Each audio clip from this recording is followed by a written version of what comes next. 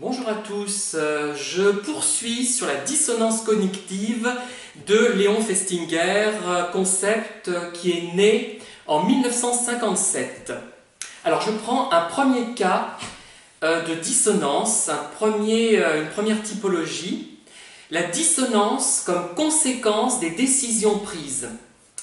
Alors, lorsque l'on fait un choix, ça implique qu'il y a au moins deux possibilités, évidemment. Au moins deux, voire 3, 4, 5, etc. Si une personne donc fait un choix, elle éprouvera immanquablement de la dissonance, immanquablement. Pourquoi? L'alternative choisie n'est que rarement totalement positive. L'alternative rejetée, s'il y en a deux, dans le cas de deux possibilités, n'est jamais totalement négative.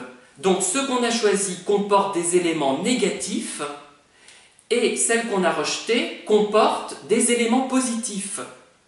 Dès lors, la connaissance des aspects négatifs de l'alternative choisie entre en dissonance avec le fait de l'avoir choisie.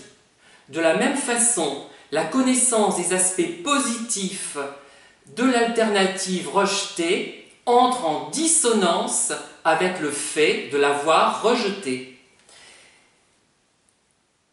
Alors, les travaux de Brehm en 1959 étudient ce type de dissonance. Brehm, ça s'écrit B-R-E-H-M. Donc il est important de citer ces sources un petit peu, du moins. Je ne cite pas tous ceux qui ont fait des travaux sur cette question, sur ce cas particulier, mais j'en cite au moins un. Alors, ce qui est intéressant maintenant, à la suite d'une décision, l'individu va se convaincre que l'alternative qu'il a choisie est encore plus attirante qu'il le pensait. Vous voyez, ça augmente son attrait pour ce qu'il a choisi.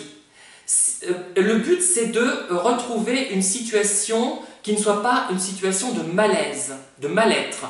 Donc, il se persuade que finalement, le choix qu'il a fait est encore mieux que ce qu'il pensait. Vous voyez, c'est très intéressant, et ça peut s'appliquer aux pervers narcissiques, tout ça. Vous voyez pourquoi, vous pouvez voir quelques applications, j'imagine. Imaginons qu'on ait fait le choix entre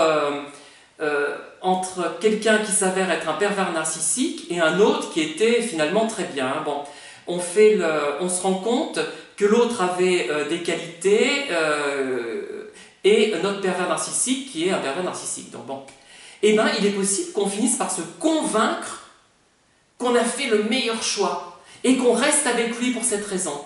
Bon, c'est peut-être un peu abusif, mais il y a quelque chose certainement à creuser dans cette direction. Et je vous invite à le faire. Moi, je le ferai peut-être par la suite. Voilà un premier exemple, un premier cas de dissonance, celle qui résulte d'un choix. Quand on fait un choix, on éprouve nécessairement de la dissonance, enfin presque toujours. Ou alors, il faudrait vraiment que le choix que l'on a fait ne comporte que des aspects positifs. Et c'est très rare. Voilà. Je vous remercie de m'avoir écouté et je vous dis à très bientôt. Au revoir.